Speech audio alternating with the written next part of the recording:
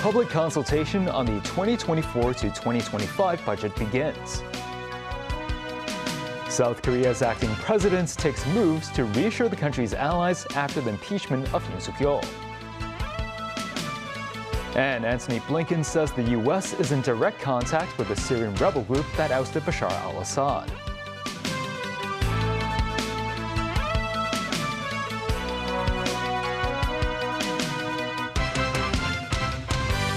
Good evening and welcome to TVB News. The public consultation for the next fiscal year's budget began today. Financial Secretary Paul Chan stressed the need for more prudent management of public finances. Some economists believe authorities should be more decisive in cutting expenditure, adding that certain officials should have their salaries reduced and that the civil service establishment should be downsized. Starting today, residents are welcome to submit suggestions for the upcoming budget via public consultation. Financial Secretary Paul Chan noted on his blog that Hong Kong continues to undergo an adjustment period owing to the uncertain external situation and geopolitical tension. He added the city needs to be more prudent with managing its public finances while it pushes for further economic development. Chan emphasized development should be the central goal, with stability being the key factor, and urged the community to tackle the challenge together. The FS also pointed to several measures implemented by the central government to stabilize and benefit the city's economy, which led to recent improvements in market sentiment and an increase in the number of mainland tourists. Despite ongoing geopolitical tension, Chan noted the number of overseas companies setting up shop in Hong Kong reached record-high figures. He said it reflects their confidence in the SAR and that it is a result of the government's drive to tell the world the true Hong Kong story. This as the city continues to face a deficit of some $100 billion for 3 consecutive years. Some economists believe the government should be more decisive in expenditure reduction and suggested cutting the salaries of certain officials by 10 to 20%. Economist Lee Soo-po said authorities should be held accountable for the current economic situation in the city. He added that the government could be more efficient, citing U.S. President-elect Donald Trump's recent appointment of Elon Musk in the country's efficiency department. South Korea's opposition leader today offered to work with the government to ease political chaos 1 day after President Yoon Suk-yeol was impeached and suspended. Parliament voted 204 to 85 on Saturday to impeach Yoon after his December 3rd declaration of martial law, which lasted just 6 hours. Prime Minister Han Duck-soo, who has taken over powers as acting president, said the government will continue to function as he sought to reassure allies and calm financial markets. Nasvi Karim has more.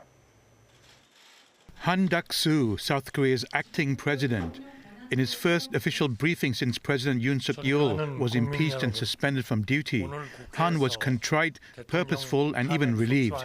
Yoon's hand-picked Prime Minister Han apologized to South Koreans for the December 3rd declaration of martial law.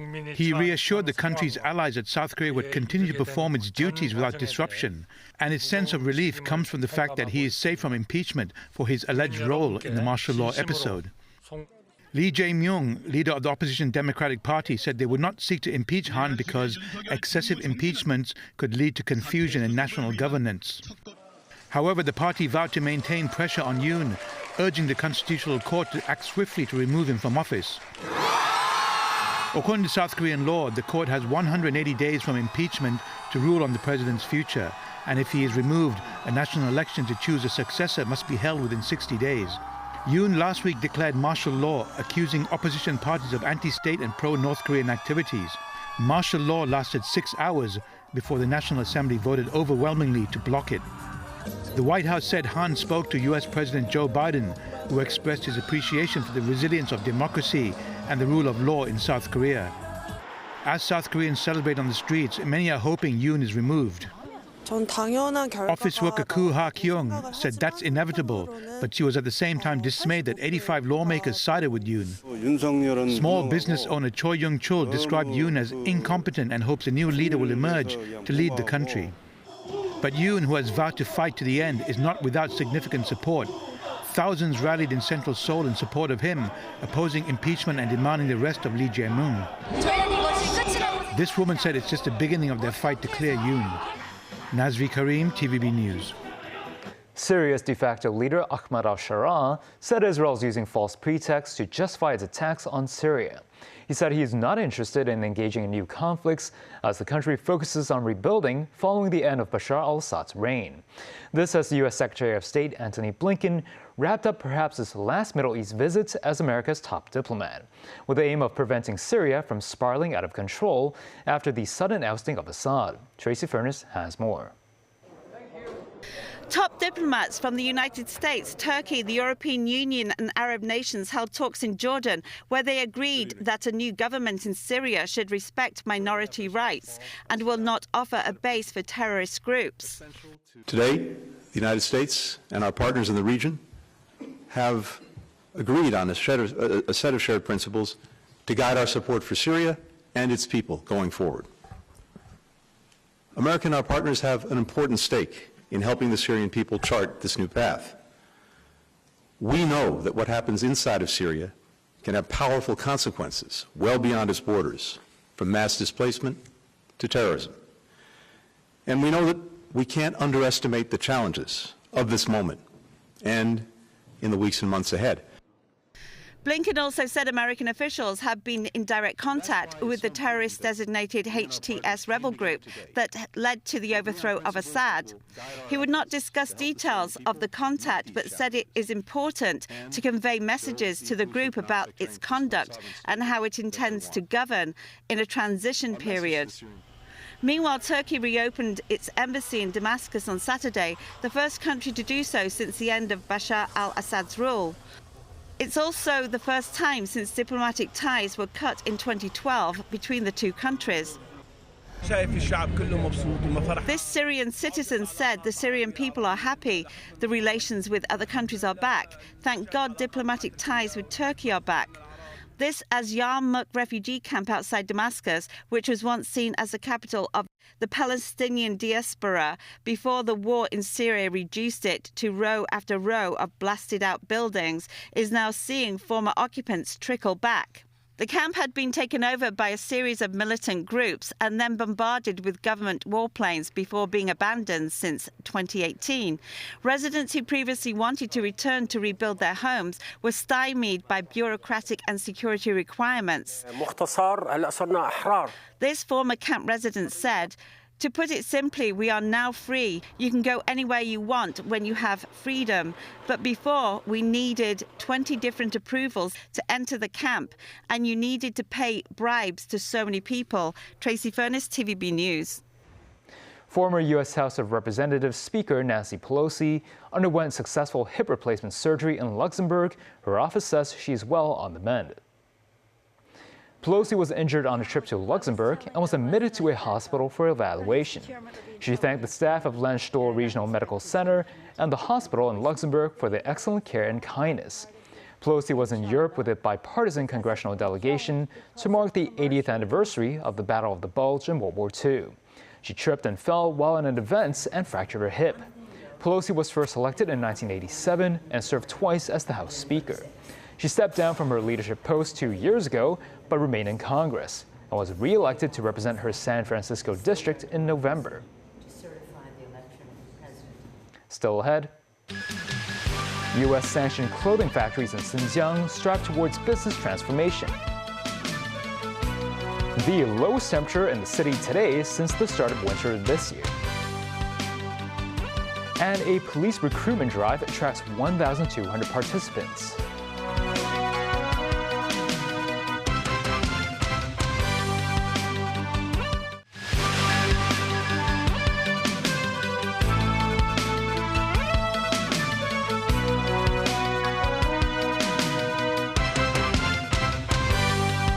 Welcome back. More than 100 Chinese companies have been sanctioned by the U.S. as of now. Among them, more than 40 are from Xinjiang. Some affected companies in the autonomous region have strived towards business transformation to expand their presence in the internal market. This Xinjiang-based textile company, established by the father of Chinese People's Political Consultative Conference Standing Committee member Henry Tang in the 1980s, primarily produces cashmere clothing.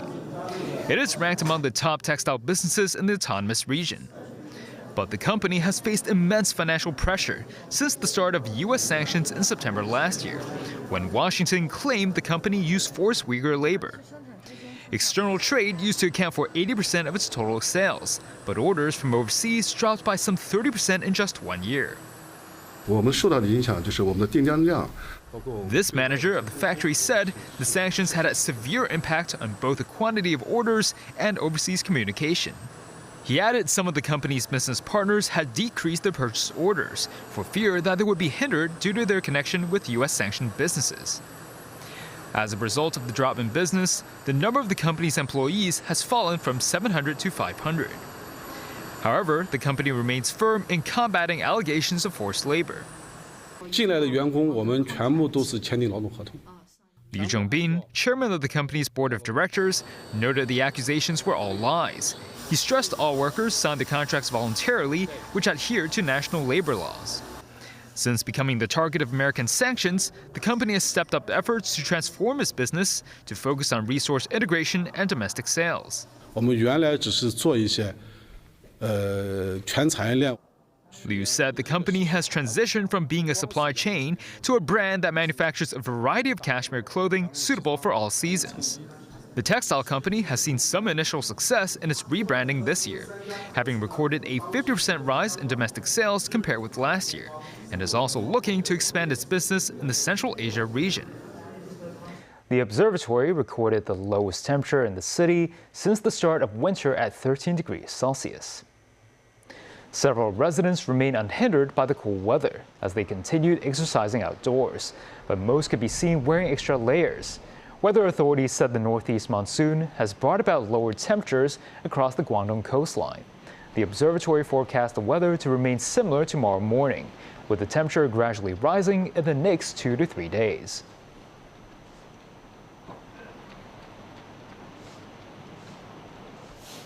A foreign domestic helper concern group received requests for assistance, saying the workers were underpaid. The group has urged the Labor Department to step up action against the unscrupulous employers. Celine Chan has more. Maya is a Nepali helper who came to Hong Kong this year. She says she received only $1,000 to $1,900 each month, an amount way below the newest minimum wage of $4,990 for foreign domestic helpers. She claimed that her employer took away her identification documents and might have done something else against the law as she tried to recover her wages. In the court, they forged my signature and then they presented the document as a receipt where I had signed of receiving my salary.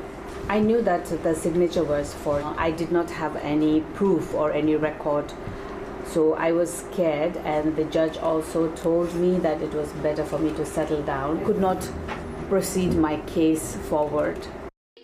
The Hong Kong Federation of Asian Domestic Workers Union has received 8 requests for assistance in the past 2 years, where domestic workers were underpaid and only got $1,000 to $4,000 per month. A Nepali domestic worker didn't receive any salary and was not given any day off for 4 months, claimed she was beaten up by her employer. The concern group said domestic workers who are newcomers to Hong Kong are more vulnerable to exploitation. That's because they usually don't know their legal rights well and have no idea who to turn to when they need help. The group has called for compulsory courses for workers when they first arrive at Hong Kong to make sure they know their rights. It also pressed the Labor Department to strengthen law enforcement action. Celine Chan, TVB News. The Police Recruitment Experience and Assessment Day was held at the Police College in Wang Shukang today. The events attracted more than 1,200 participants and around 400 on-site registrations. Ann Ip tells us more. The police force has 6,000 jobs currently available. They aim to recruit 200 police inspectors and 1,000 constables. Today marks the 9th time the Experience Day has been held. Different equipment was shown to participants and the daily routines of on-duty police were explained.